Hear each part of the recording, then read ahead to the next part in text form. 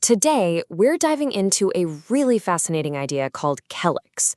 It's the creation of Rolf Fink, and it's all about a philosophy for playful learning. What's so cool is how it takes these huge ideas about life and love and wraps them up in a structure that's actually surprisingly simple. But to even begin to understand it, we've got to start with a pretty big question. So, let me ask you, how do you learn the language of love? I mean, really think about that. It's not like learning French or Spanish, right? There's no grammar book. It's all about connection and growth and understanding. And that very question, well, it's the key that unlocks this whole thing. And that's where Rolf Fink comes in. He believed that learning this language wasn't just some poetic idea. It was a skill you could actually develop. And to do that, he created a very specific tool he called KELiX, which he saw as his instrument for playful learning. So, okay, let's start there with the tool itself. What does this thing actually promise to do for you? And wow, these are some big promises. I mean, we're not just talking about getting a little better at something. KELiX claims it can help you have aha-squared moments. You know, those deep, life-changing insights. It's supposed to make learning fun, speed it all up, and even help you make friends along the way. And look, right there in the middle, that core idea is back. Learn the language of love. So you have to wonder, right? A tool that makes claims this bold, it can't just be a simple trick or a gimmick. It's got to be built on something much, much deeper. So what is the philosophy that's guiding all of this?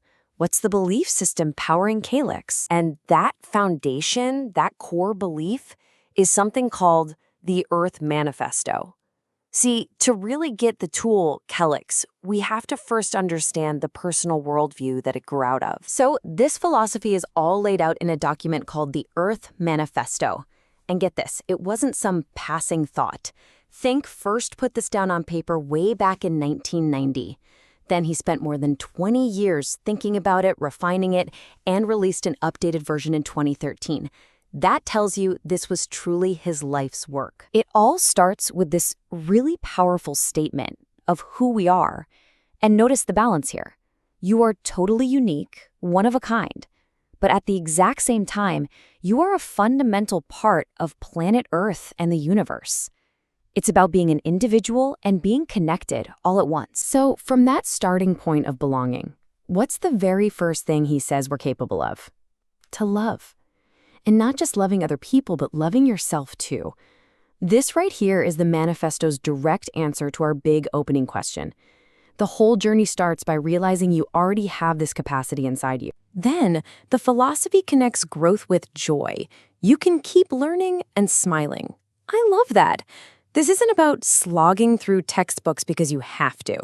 It frames learning as this natural, happy, ongoing part of just being alive. Now, from these beautiful, high-level ideas, the manifesto suddenly pivots to something incredibly down-to-earth, clean up my own mess. This is all about radical personal responsibility. It takes the philosophy and grounds it right here in the real world, asking us to own our actions and their consequences. And that sense of responsibility goes beyond just our actions. It's about our consumption, too. The next principle, use just what I need, is a call for us to be mindful, to practice moderation, and to recognize the impact we have on this planet that we're a part of. And here's the perfect counterpoint to that. It's not just about taking less, it's about giving more. This principle flips the script from just conservation to active contribution. It's about sharing your unique talents with the world as generously as you possibly can. So what does all of this add up to? The love, the learning, the responsibility, the contribution. It all leads to this one ultimate purpose, to simply be meaningful. And that right there is the philosophical bedrock that everything else is built on. Okay, so Fink has this really powerful personal philosophy. But how do you organize an entire life's work around something like that? You need a structure, a framework. And that brings us to his model for his life's work. He calls it the Torton Model, which is German for the cake model. And it's just a brilliant metaphor, isn't it? It's a way to picture how his life's work is built up in these layers, where each layer supports the one below it, and they all come together to make one delicious, complete thing. And it's a beautifully simple structure. His entire life's work, organized into just 4 layers. That's it.